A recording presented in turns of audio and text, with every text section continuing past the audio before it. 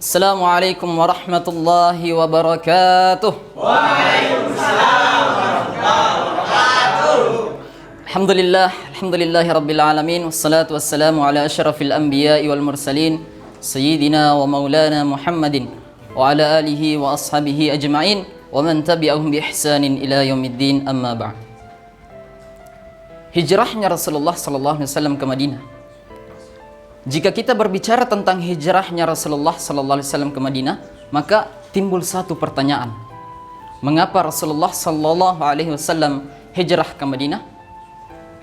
Di antara sebab peristiwa hijrahnya Nabi ini, karena setelah meninggalnya Abu Talib dan Siti Khadijah radhiyallahu anha selaku orang yang senantiasa membantu dan melindungi dakwah Nabi sallallahu alaihi wasallam, membuat orang kaum kafir Quraisy semakin meningkatkan gangguan dan siksaan kepada umat Islam, sehingga mereka semakin sulit untuk beribadah kepada Allah dan menegakkan ajaran Islam.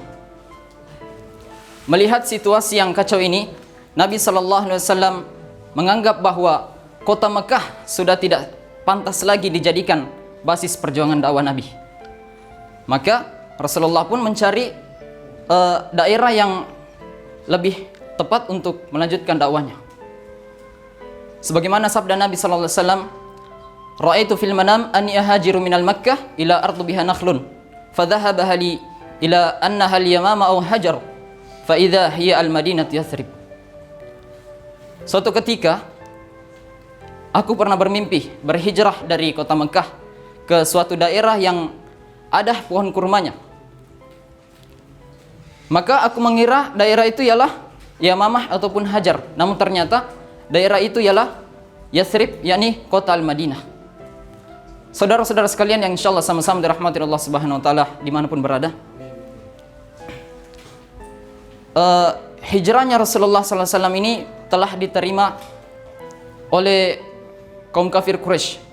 Kaum kafir Quraisy mengetahui bahwa Rasulullah akan hijrah, dan mereka pun bermusyawarah di suatu tempat yang bernama Darun Nadwah. Di sana mereka bersepakat untuk mengutus setiap orang yang terkuat dari setiap kabilah untuk menangkap Nabi sallallahu alaihi wasallam dan membunuh Nabi sallallahu alaihi wasallam.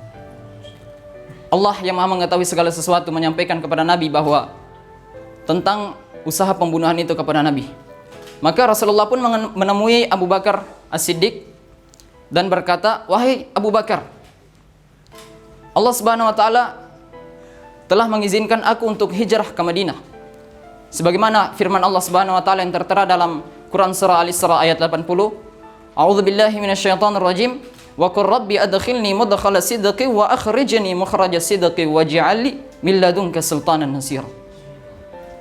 Saudara-saudara sekalian, Abu Bakar sendiri telah mengutus atau menyewa seorang penunjuk jalan yang bernama Abdullah bin Uraikid. Abdullah bin Uraikid ini ialah seorang yang asli ahli dalam mencari jalan pintas menuju ke Madinah. Sementara itu, agama dari Abdullah bin Uraikid ini ialah masih memegang agama kaum kafir Quraisy. Rasulullah dan Abu Bakar pun menyerahkan hewan tunggangan mereka kepada Abdullah bin Uraikid dan berjanji akan menemuinya 3 hari setelah perjanjian itu ke Gua Thur. Maka setelah setibanya Abu Bakar dan Rasulullah di Gua Thur, maka Abu Bakar pun berkata kepada Rasulullah, "Wahai Rasulullah, janganlah engkau masuk sebelum aku masuk terlebih dahulu." Maka Abu Bakar pun membersihkan isi dari Gua Thur itu dan menyuruh Rasulullah untuk masuk. "Wahai Rasulullah, masuklah." Dan Rasulullah pun masuk dan merebahkan kepalanya di pangkuan Abu Bakar. Dan Rasulullah pun tertidur dengan lelapnya. Tak lama kemudian, kaki Abu Bakar tersengat oleh binatang berbisa. Namun beliau tidak bergerak sedikit pun karena khawatir akan membangunkan Rasulullah. Di sela-sela sengatan itu, Khalifah Abu Bakar tak sanggup menahan tangisnya hingga darah air matanya membasahi wajah mulia Rasulullah SAW. Hingga Rasulullah pun tersadar dan mengatakan, "Wahai Abu Bakar, ada apa dengan engkau?" Abu Bakar menjawab, "Aku tersengat ya Rasulullah." Maka Rasulullah pun meludah kecil ke bagian sengatan itu, dan Abu Bakar hilang rasa sakit yang dirasakannya itu, sama sekali tidak ada rasa sakit lagi. Saudara-saudara sekalian, Allah Subhanahu wa taala membutakan kaum kafir Quraisy dari kabar hijrahnya Rasulullah ini. Di tengah-tengah pengejaran kaum kafir Quraisy, mereka mencari Rasulullah dan Abu Bakar ke Gua Thur dan sekitarnya. Sampai-sampai mereka melewati depan pintu gua itu, dan bahkan kaki mereka sangat-sangat dekat dengan kaki Rasulullah dan Abu Bakar. Namun dengan kuasa Allah Subhanahu wa taala, Rasulullah dan Abu Bakar selamat dari kejaran kaum kafir Quraisy itu. Kemudian pada saat itulah Abu Bakar tak sanggup menahan tangisnya dan berkata, "Ya Rasulullah, seandainya salah seorang saja dari mereka melihat ke bawah, maka mereka akan mendapati kita." Lantas apa jawaban Rasulullah? Rasulullah menjawab, "Wahai Abu Bakar, bagaimana pendapatmu tentang dua orang yang ketiganya adalah Allah Subhanahu wa taala?" Sebagaimana firman Allah Subhanahu wa taala dalam surat Taubah ayat 40, "La tahzan innallaha ma'ana fa anzalallahu sakinatahu 'alaihi wa ayyadahu bijunudin lam taruha."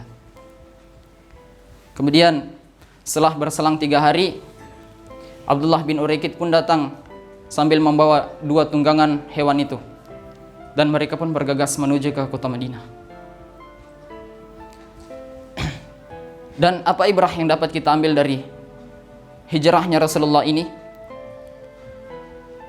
Hikmah yang pertama ialah bagaimana Allah Subhanahu wa taala memposisikan syariat Islam di atas segalanya. Artinya apa? Kita harus berusaha untuk mengorbankan apapun demi menjaga akidah.